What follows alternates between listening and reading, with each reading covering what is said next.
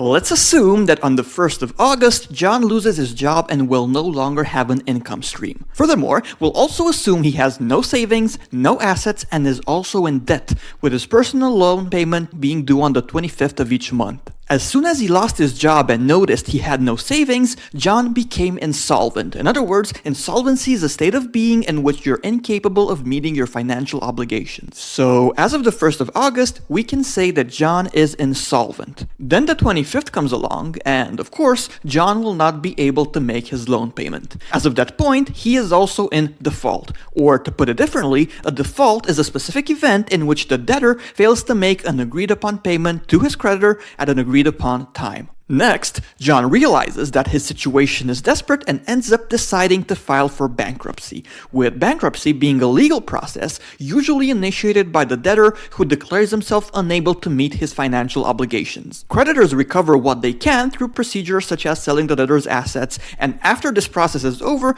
the debtor starts with mostly a clean slate. Mostly is the operative word because there are certain loan types that are harder or even impossible to get rid of by declaring bankruptcy. A good example would be student loans in the US, which are extremely hard but not impossible to discharge. Furthermore, a bankruptcy represents a strongly negative element on your financial resume and might make others think twice before working with you in the future. All in all, we can conclude that 1. Insolvency is a state of being in which a person or entity doesn't have enough money and/or assets to meet his financial obligations. 2.